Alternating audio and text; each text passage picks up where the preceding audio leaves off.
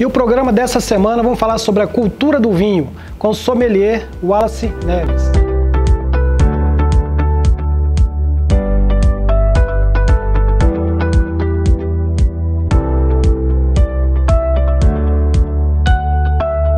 Seja bem-vindo, Wallace.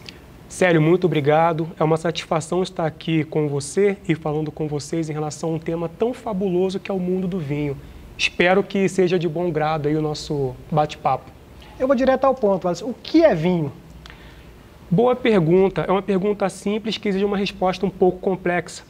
O vinho é uma bebida alcoólica resultante da fermentação do suco da uva maduro. Então, pessoal, não existe vinho de ameixa, vinho de abacaxi. Vinho tem que ser a uva como matéria-prima. E é isso. Quanto tempo o vinho está na história da humanidade? Assim, quando nasceu essa história do vinho aí? Alguns relatos vão informar para a gente que o vinho está na história da humanidade entre 6 a 8 mil anos. Né? Isso porque foi encontrado, no século passado ainda, em um sítio arqueológico, uma ânfora de barro cozido que tinha naquela ânfora o bitartarato de potássio. E o bitartarato de potássio, na natureza, é presente somente na uva, posteriormente no vinho. Fazendo um exame de carbono 14, datou entre 6 a 8 mil anos antes de Cristo. Quais são os estilos de vinho assim, que existem? São muitos estilos para todo nível de gosto e de bolso de paladares. A gente vai ter espumante, vamos ter vinho branco, vamos ter vinho rosé, vinho tinto, vinho de sobremesa feito com uva podre, vinho fortificado como o lendário vinho do Porto, enfim, e cada um maravilhoso dentro da sua proposta. Qual que é a diferença entre vinho suave e vinho fino? É uma dúvida que muita gente tem. Sim, inclusive um cliente em nossa loja fez a mesma pergunta e a resposta é simples. O vinho suave é aquele vinho feito aqui no Brasil com uvas americanas, como por exemplo Isabel, Niagara. São essas uvas que a gente encontra no final do ano, pequena, bem docinha, para montar a nossa ceia de Natal. Muito bom para consumir in natura e para fazer suco de uva ou para fazer vinho de garrafão. Daí é o vinho suave. E ele vai ter um pouco de açúcar residual no seu paladar. Ou seja, nós como brasileiro, como sul-americano, associa muito açúcar ao prazer. Tudo que é mais doce é mais saboroso. E o vinho fino é feito com uma uva europeia chamada Vitis vinifera, onde tem aí milhares de espécies de uvas. Dizem que vinho tem efeito medicinal, né? Vinho tem contraindicação, hora para tomar, Wallace? O que você acha disso? Olha, o vinho é uma bebida completamente democrática e é muito satisfatório isso, não tem um horário certo para você tomar um vinho. Tanto é que alguns hotéis que a gente hospeda ou que trabalha, se brinda, inicia amanhã, no café da manhã ou no brunch, com uma taça de espumante. E o vinho, sim, tem propriedades medicinais que pode, como posso dizer, combater o LDL, que é o mau colesterol, e contribui para o HDL, que é o bom colesterol. Porém, somente vinho tinto. Porque essa substância, um resveratrol, que é um polifenol, ele está presente na casca da uva tinta. Assim, tem várias espécies de videiras, né? Qual a mais importante na produção de vinhos de qualidade? O que você considera? Sim. A videira é uma espécie de planta trepadeira, né? E existem muitas espécies, como a Vitis labrusca, a Vitis rupestre, a Vitis vinífera, porém a espécie apropriada para se fazer um fino de qualidade é a Vitis vinífera ou a videira europeia. Quais os países mais importantes na produção de vinhos? Assim, todo mundo produz, todos os países produzem, né? Sim.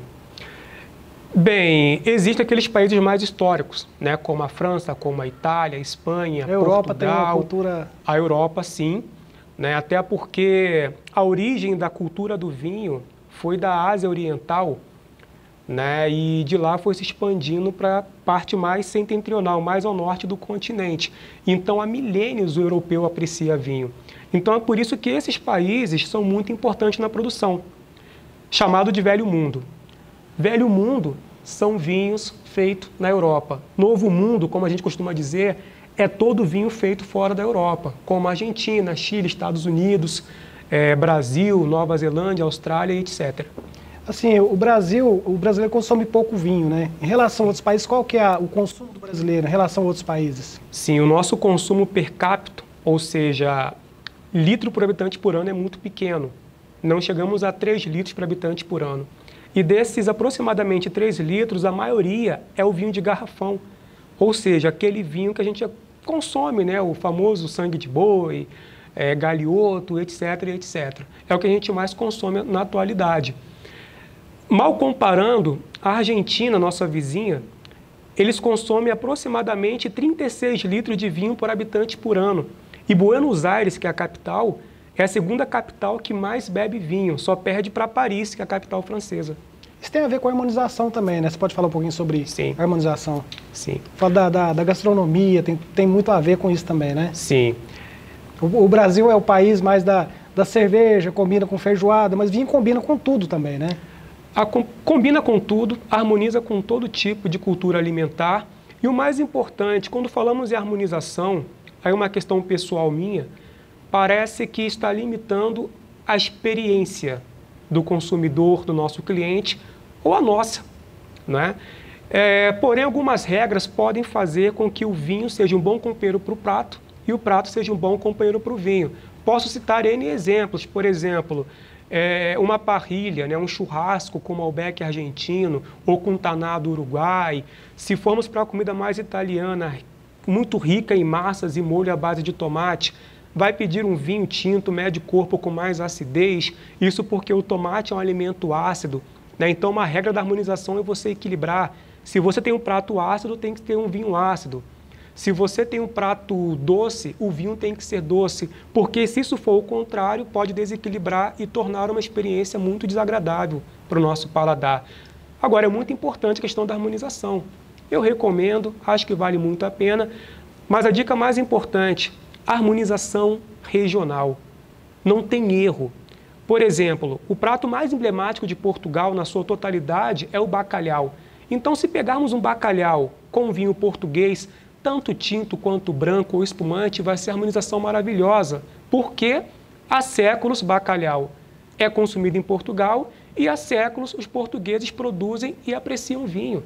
Assim como na Itália, quem vai para a Toscana, existe um prato muito emblemático chamado a fiorentina, bisteca alla fiorentina, né, que é um corte bem gorduroso de carne. Você demora 1 hora para comer aquele corte. E você pega um bom Brunello de Montalcino para harmonizar, né? Então, o importante é respeitar a regionalidade.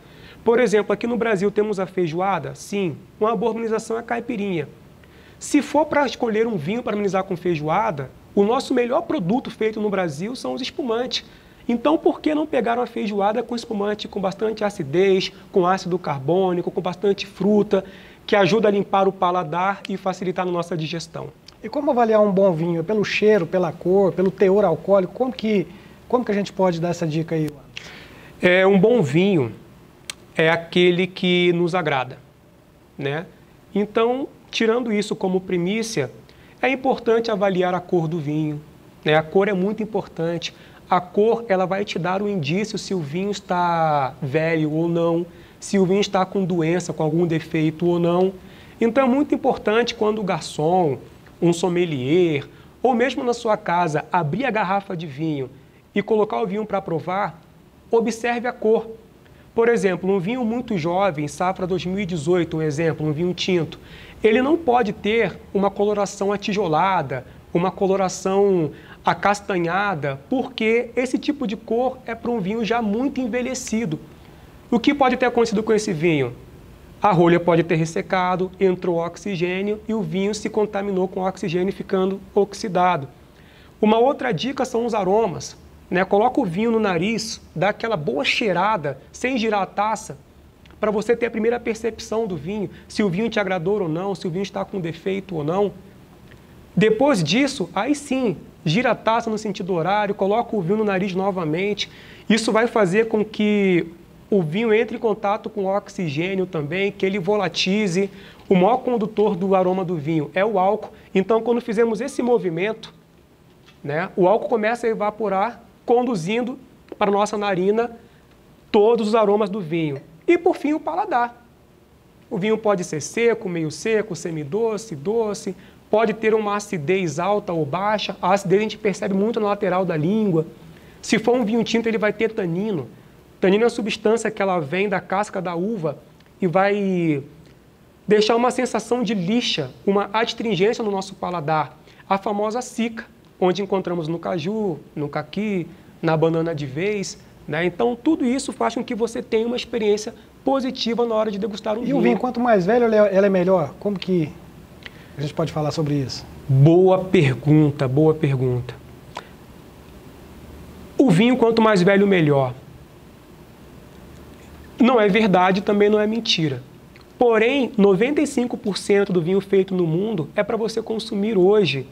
A gente passa numa loja de vinhos, no mercado, em um restaurante, no empório, compra um vinho para tomar à noite no jantar ou no final de semana. Ninguém mais compra um vinho para poder pegar e deixar guardado durante décadas dentro de uma garrafa, não é? E outra que exige investimento muito alto para isso. Wallace, como que eu vou identificar um vinho que é bom para se guardar e um vinho bom para tomar agora? Sim, preço. Preço. Um vinho de guarda, como um grande Bordeaux, um grande Borgonha, um bom Barolo, um bom Brunello de Montalcino, os ícones da Espanha, como o Vega Sicília, por exemplo, são vinhos que realmente exigem um tempo de guarda melhor. Não significa que o vinho não esteja bom para tomar agora. Existia um diretor do Chateau Margaux, o Paulo Pontellier, eu estive com ele em um evento em 2011, e ele me respondeu o seguinte, nessa pergunta que eu fiz para ele, se o vinho quanto mais velho, melhor. Ele me respondeu que um grande vinho, ele tá bom para você tomar agora ou daqui a 30 anos. Então é isso. Pessoal, compra o vinho hoje, beba o vinho hoje com a namorada, com o amigo, com a esposa, né? Vai para a cozinha, faz lá, grelha um pedaço de bife, pega um vinho tinto, aquele que mais te agrada e tem uma experiência maravilhosa. Eu acho que o vinho é isso. Para todos os momentos, né? Para todos os momentos. Para todos os momentos. Louis Pasteur, ele é da região de Jura, que está entre a Borgonha e a Suíça, na França, e ele que descobriu a questão da fermentação, né, para transformar o vinho, né, que até então ninguém sabia como o suco de uva virava vinho. Foi Pasteur no século XIX que descobriu isso, que as leveduras que se alimentam do açúcar convertem o açúcar em álcool, não é? E ele dizia que o vinho, ele é a mais sã e a higiênica das bebidas, ele tem o poder de propor conversas inteligentes e construir boas amizades, como essa, né? Foi o vinho que nos uniu, né? Então acho que isso é o mundo do vinho. Existe ritual para degustar? Existe. Quanto mais técnica, melhor você vai apreciar a bebida, né? Porém, se não tiver um decanter para você utilizar, sem problema algum. E qual que é a função do decanter? Uma boa pergunta, pergunta técnica. O curioso é o seguinte, o decanter é uma jarra de cristal, né, que tem atualmente N modelos, cada um mais mirabolante que o outro. Muitas empresas de cristal, como a Spinglau, como a Riedel, esse é um cristal boêmia, muito bem feito, muito competente, que serve muito para esse propósito. E surgiu na Inglaterra, na era vitoriana, que simplesmente era você tirar o vinho da garrafa, colocar numa jarra de cristal bonita para colocar no centro da mesa, se servir e degustar. Até então não tinha uma questão técnica para o decanter. Com o passar do tempo, se descobriu que alguns vinhos se beneficiam do decanter. Se você pega um vinho jovem, encorpado, como um Syrah, um Malbec, um Cabernet Sauvignon, uma Nebbiolo, né? Os grandes tintos lá da região do Douro, em Portugal, ou do Alentejo, se beneficiam. Uma analogia um pouco simples, mas tem toda a verdade. Imagina um cidadão de 1,90 m de altura, ele vem do Rio de Janeiro para Minas Gerais, dentro de um Fusca motor 1300. Ou seja, ele não tem espaço para que possa se alongar. Uhum. Só que na metade do caminho, ele pega uma caminhonete, uma picape, onde tem mais espaço, ele vai ficar muito mais relaxado para poder fazer o propósito dele, que é chegar no destino, né? Uhum. O vinho é a mesma coisa. Pega um vinho encorpado, concentrado, como esse que vamos avaliar, ele não tem espaço para respirar dentro da garrafa. Então você passa para um decanter, uma jarra maior, onde o vinho vai ter maior contato com o oxigênio, o tanino, que causa a cica, vai diminuir, a acidez fica mais equilibrada e o vinho se torna muito mais aromático. Fica mais... É diferente, então, você tomar um vinho logo que você abre e depois do decanter também. Sim. Agora, existem consumidores que acham que o decanter É milagroso. Não adianta eu pegar qualquer vinho e passar para um decanter, porque tem vinhos que não precisa passar para o decanter. Um vinho mais leve, mais delicado. Um exemplo, Pinot Noir. A Pinot Noir é uma uva delicada, sutil, aromas frutados, fruta do bosque. Se você passa por um decanter, todo esse aroma se dispersa e você bebe um vinho chato, sem sabor, sem aroma nenhum. Mas nós vamos experimentar, né, Wallace? Agora, para a gente encerrar, eu queria agradecer a sua presença aqui, né, essas dicas que você deu para a gente aqui. Agradecer também ao Maximiano Drummond Empreendimentos, né, do Arlindo lá, Museu Vera Maximiano de Ituiutaba, pelo apoio do programa, e a Vinho e Ponto Uberlândia, com o Wallace. Tá? Muito obrigado pela presença. Agora nós vamos para a parte boa, né, Wallace? A parte boa. E antes de finalizar, vou servir, claro, né, para a gente possa propor ao brinde, tanto para a gente aqui nesse ambiente, quanto para você que está nos assistindo, brindar com um belíssimo vinho lá do sul da Itália, da região da Puglia, que é o Leale Salice Salentino. É uma região de Salento, tá? Na região bem leste da Puglia, que faz um vinho maravilhoso, uma mistura de Negro Amaro, que é a uva mais importante daquela região, com um pouco de Malvasia para amaciar um pouco esse corte, esse equilíbrio, né? Ah, pessoal, uma outra dica, nunca enche a taça, viu? 1/3 da taça é o suficiente, porque todo esse espaço aqui é importante para que prenda os aromas do vinho e você tenha melhor prazer em degustar. Célio, saúde. Saúde. Saúde a todos e até a próxima. Até a próxima. Esse foi mais um Hub Club sobre cultura do vinho.